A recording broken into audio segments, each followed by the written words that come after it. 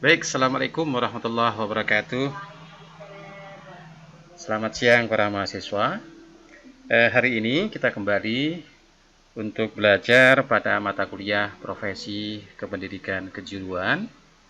Dan pada hari ini, pada siang ini, kita sampai ke pertemuan yang ketiga. Untuk minggu yang ketiga, kita akan belajar tentang etika, moral, dan nilai guru.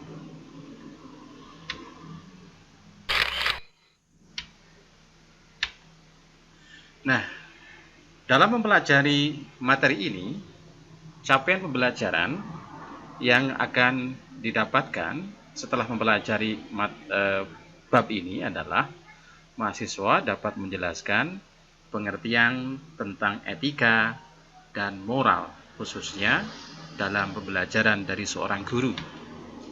Yang kedua, mahasiswa dapat menjelaskan alasan penerapan etika dan moral dalam pembelajaran dari seorang guru. Sementara yang ketiga adalah mahasiswa dapat menerapkan etika dan moral guru dalam pembelajaran. Para mahasiswa, dari profil seorang guru pasti tertanam nilai. Satu, yang kedua norma, yang ketiga adalah etika. Ketiga-tiganya, etika, norma, maupun nilai, itu saling berkaitan dari seorang guru. Sebab semuanya berusaha untuk mengarahkan guru agar memiliki pola pikir, pola sikap, dan pola perilaku yang baik dalam menjalankan profesinya sebagai seorang guru.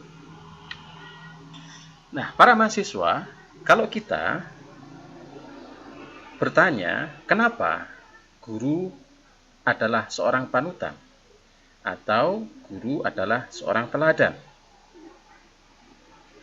Jawabannya, karena guru mempunyai nilai. Seberapa nilai yang dimiliki oleh seorang guru tergantung dari yang pertama adalah pengetahuan, yang kedua adalah etika. Karena rumus dari nilai adalah pengetahuan plus etika.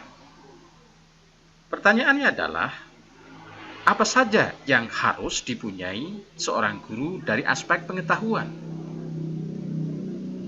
Jawabannya adalah, guru harus mempunyai pengetahuan tentang pedagogi, karena pedagogi adalah dasar-dasar dari pendidikan.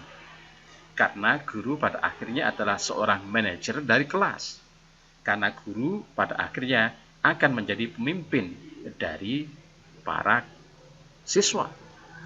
Artinya, guru harus memanage dengan baik kelas, karena dia seorang manajer kelas.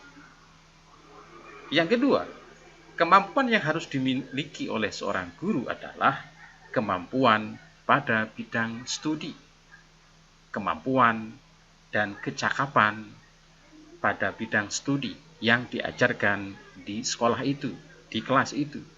Suatu misalnya, guru pada bidang otomotif, tentu dia harus mempunyai pengetahuan yang mendalam pada bidang otomotif.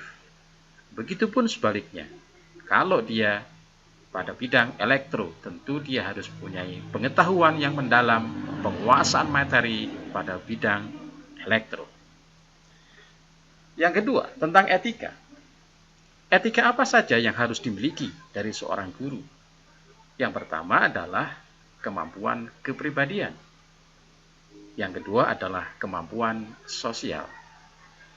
Kemampuan kepribadian tercermin dari etika yang difikirkan. Karena orang yang punya kepribadian pasti dia bisa menjaga etika ketika dia berpikir. Yang kedua adalah etika tutur kata atau bagaimana dia berucap. Yang ketiga adalah etika berperilaku.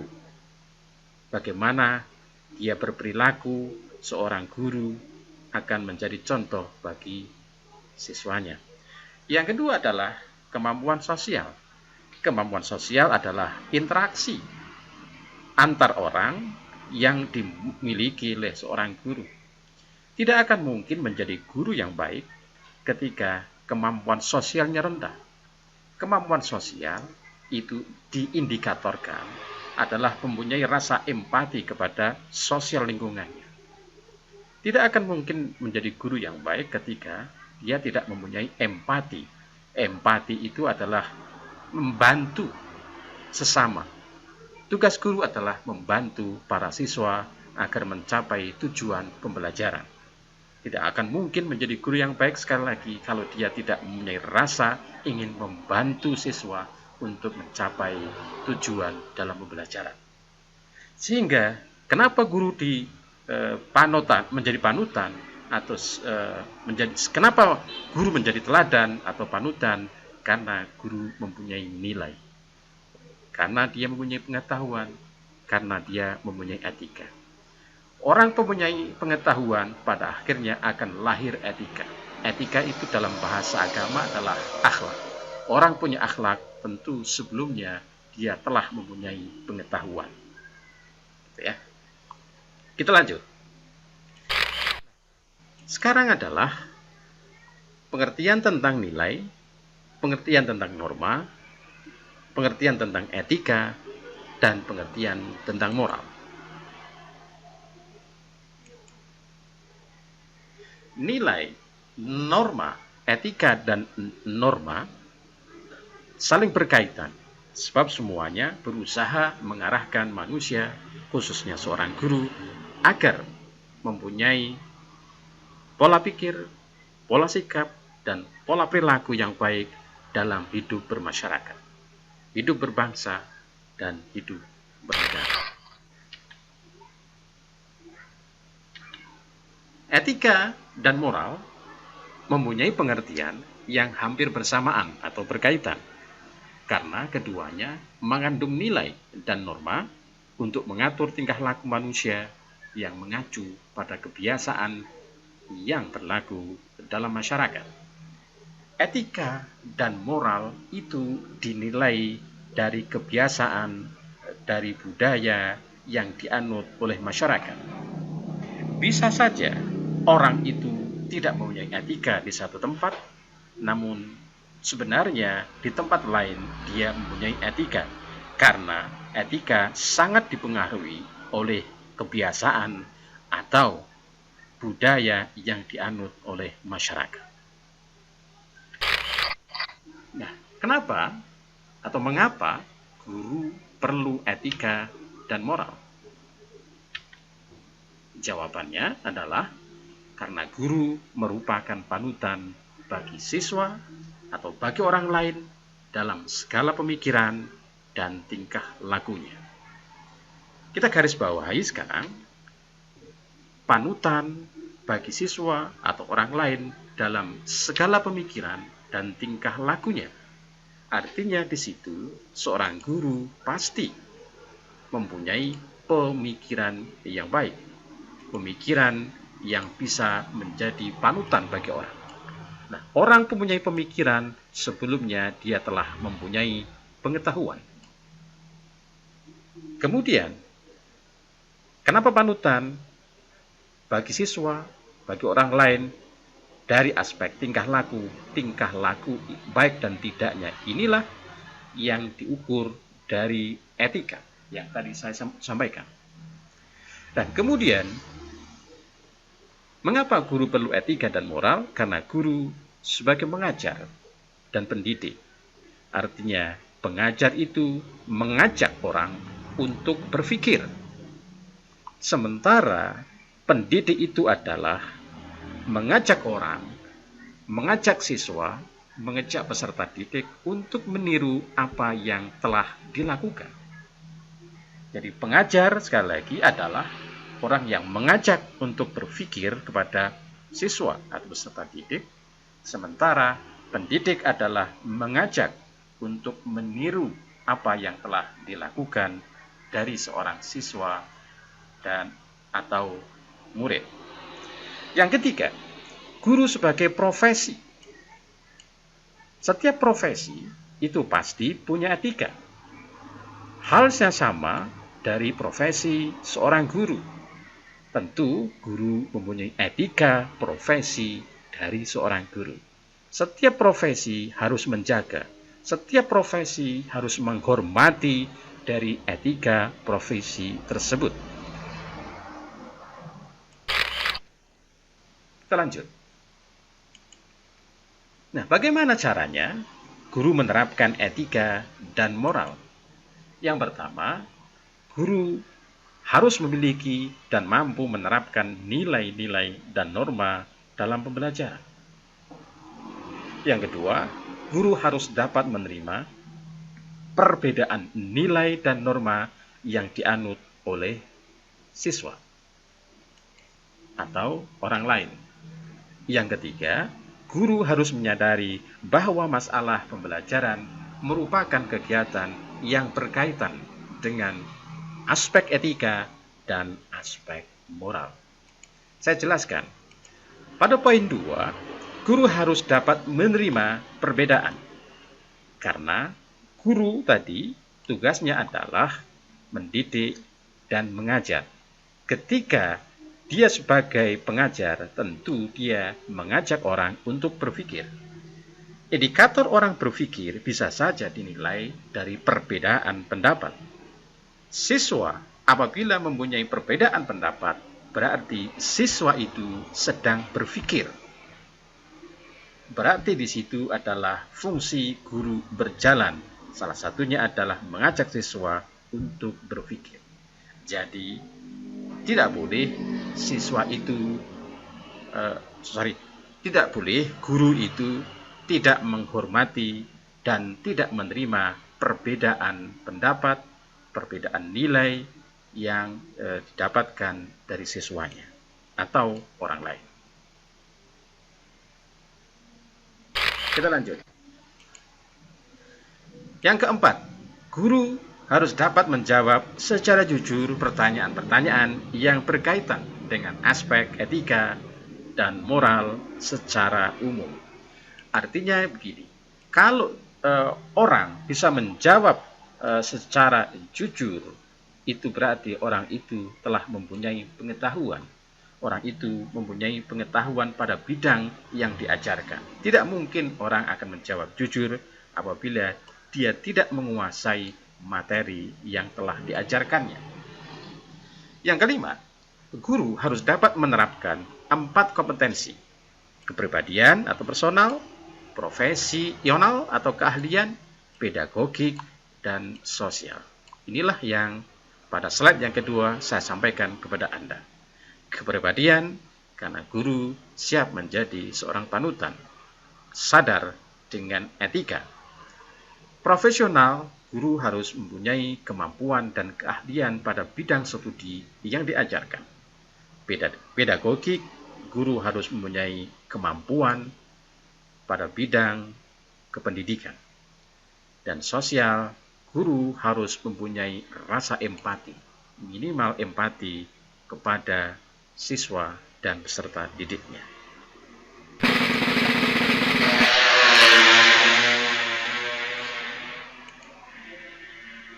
Pengertian nilai. Nilai adalah sesuatu yang memberi makna hidup, yang dijunjung tinggi, yang mewarnai dan menjiwai tindakan atau perilaku seseorang.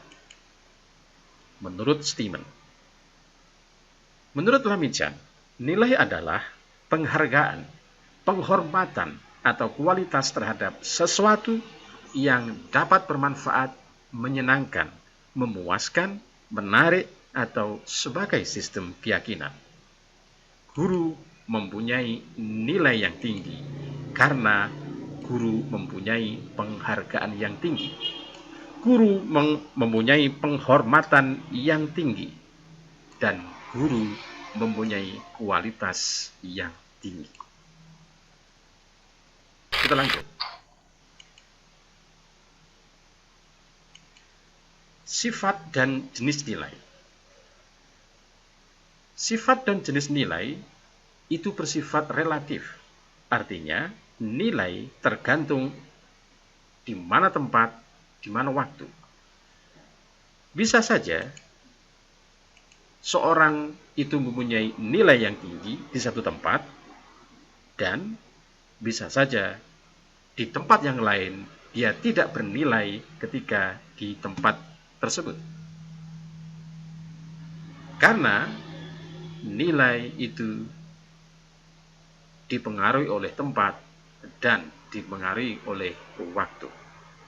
Yang kedua, sifat dan jenis nilai itu bersifat subjektif.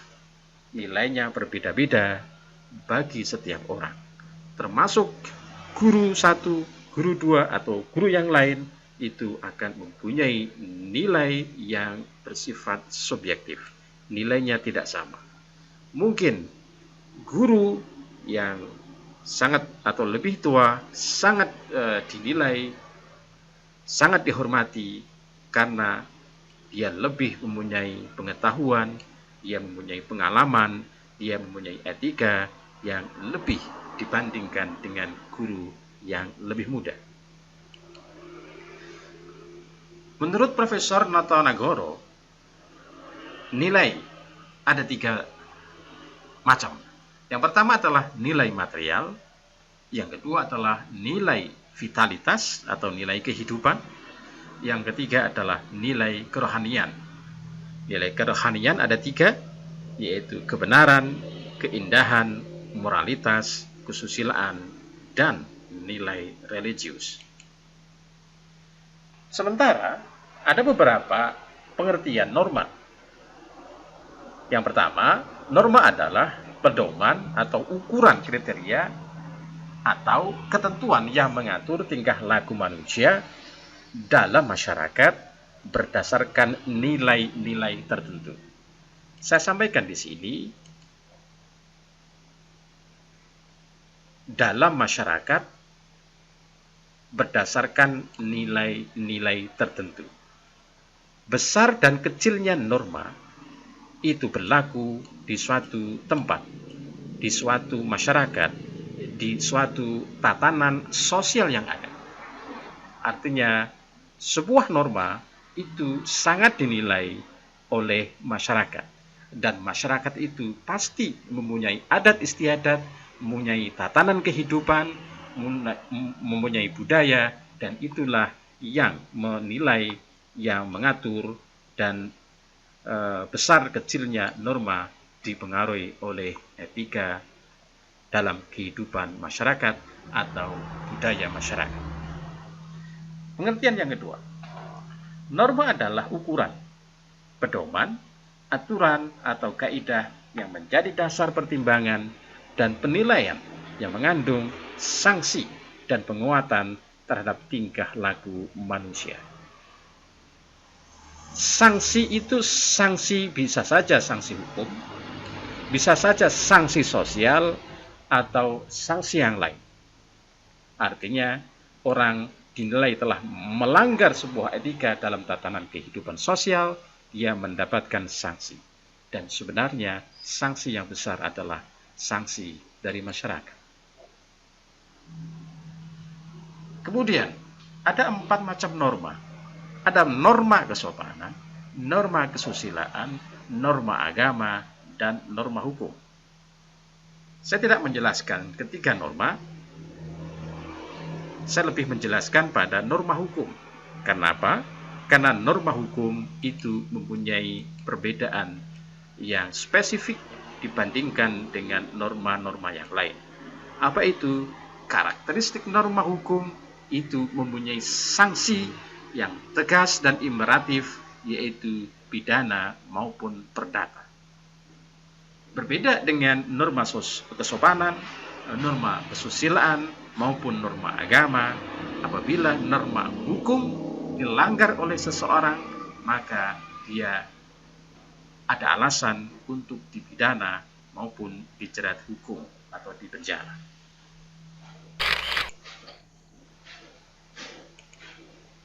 Pengertian etika. Etika adalah nilai. Etika adalah norma dan ajaran yang dijadikan pegangan orang atau kelompok orang.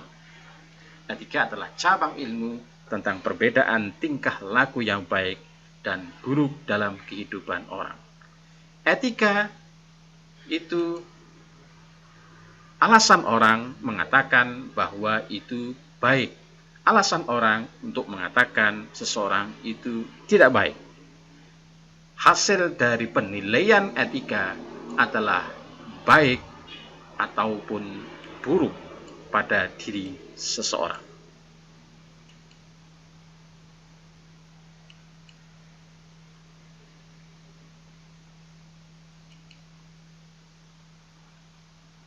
Ini adalah pengertian etika dari beberapa tokoh. Salah contohnya adalah Algernon Black yang mengatakan bahwa etika adalah cara manusia memperlakukan sesama dan menjalani hidup dan kehidupan dengan baik sesuai aturan yang berlaku di masyarakat.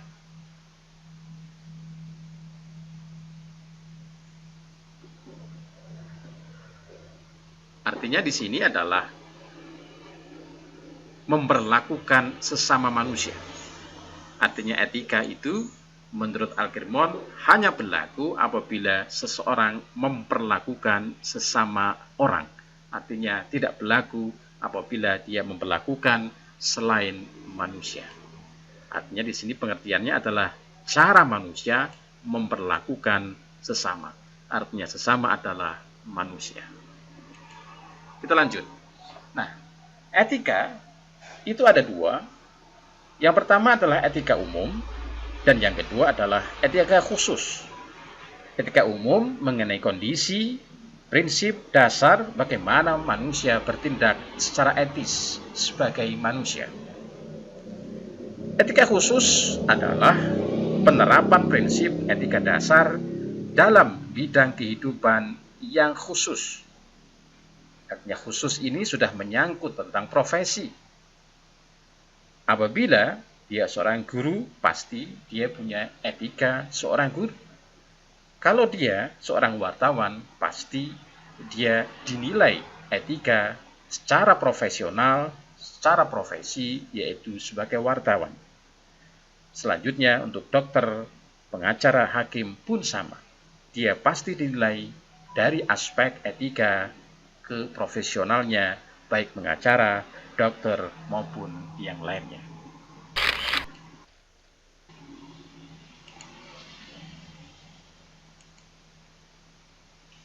Kalau kita bicara tentang moral, dari sisi etimologi atau bahasa, moral itu disebut dengan etos atau etikos atau adat istiadat atau kebiasaan atau tingkah laku atau tabiat atau watak. Sementara dari bahasa Latin, moral disebut mos atau mors atau moris. Artinya adalah adat istiadat, kebiasaan, tingkah laku, tabiat, watak, dan lain sebagainya. Sementara menurut bahasa Arab, moral disebut akhlak atau perilaku yang baik atau adab yang sopan. Sementara dari bahasa Indonesia, moral adalah moralitas, disebut juga kesusilaan. Artinya adalah budi pekerti dan perilaku yang mulia. Pengertian moral dari beberapa tokoh, salah satunya adalah dari Heldon dan Richard tahun 71, yang mengatakan bahwa moral adalah kepekaan dalam pikiran, perasaan, dan tindakan terhadap prinsip-prinsip dan aturan-aturan. Yang kedua, moral adalah sarana untuk mengukur benar atau tidaknya sikap dan tindakan manusia. Pendapat yang lain mengatakan moral adalah hal-hal yang dapat mendorong manusia untuk melakukan tindakan yang baik sebagai kewajiban atau keharusan. Nah, moral ada dua. Ada moral umum dan moral khusus. Moral khusus dihubungkan dengan profesi seseorang. Salah satunya adalah profesi seorang guru atau pengajar. Pasti bermoral seperti seorang guru.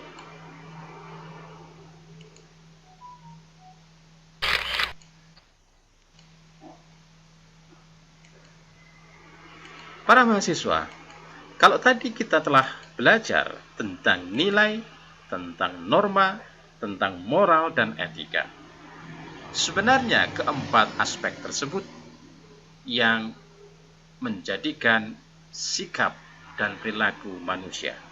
Karena karakteristik orang, perilaku orang, atau karakter orang itu bersumber dari keempat hal tersebut, yaitu nilai, norma, moral, dan etika.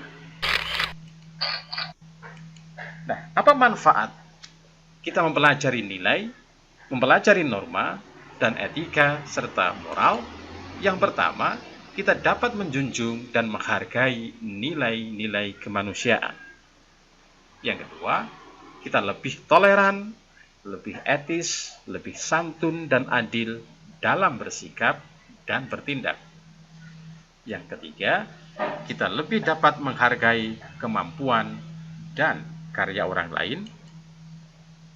Yang keempat adalah kita lebih bertanggung jawab terhadap bidang ilmu yang diambilnya.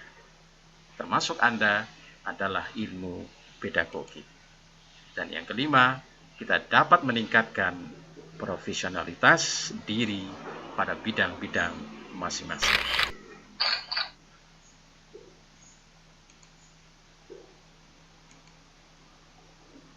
Bagaimana cara guru melaksanakan etika dan moral dalam pembelajaran?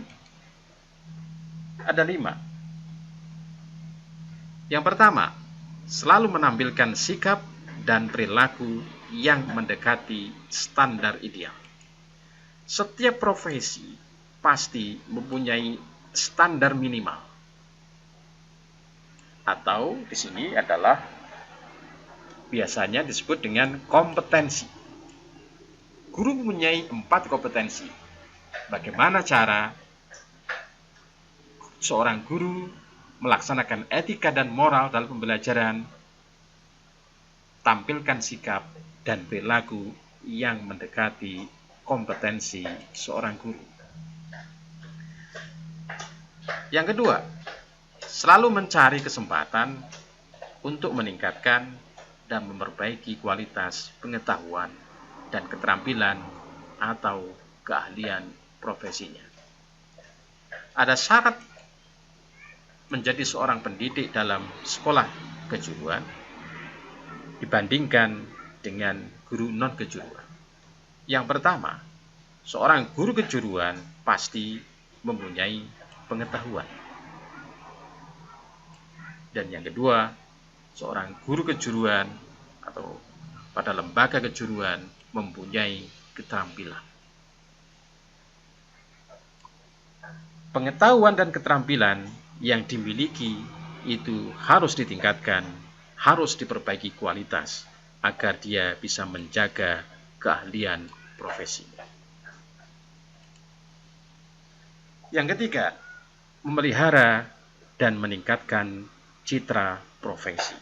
Artinya setiap profesi itu mempunyai kode etik.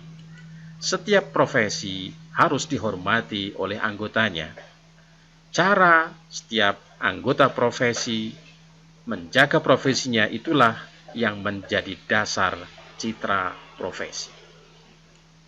Perilaku seseorang mencerminkan profesi seseorang.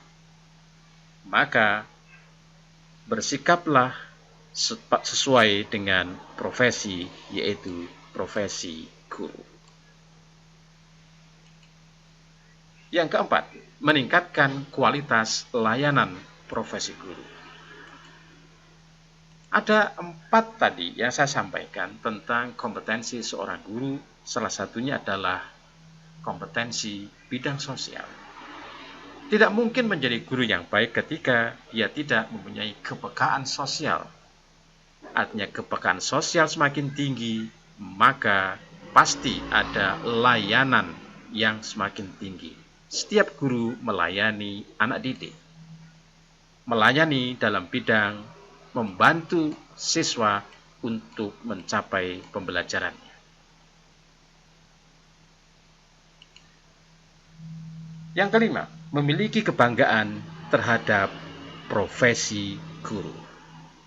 Kalau kita sudah memilih itu, maka kita harus bangga, maka kita harus bersyukur, dan kita harus menjaga citra, menjaga nama besar profesi tersebut. Dan itulah arti dari kebanggaan terhadap profesi.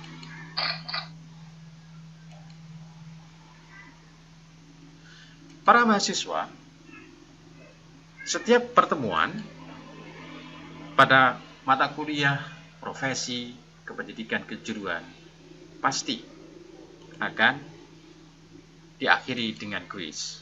Maka pertemuan yang ketiga kali ini ada kuis, ada 5 soal yang mesti Anda jawab. Saya tunggu jawaban Anda melalui Google Classroom. Dan ingat, jangan sampai melebihi batas waktu yang telah ditentukan. Demikian materi kita pertemuan yang ketiga hari ini. Mohon maaf atas kesalahan. Wassalamualaikum warahmatullahi wabarakatuh.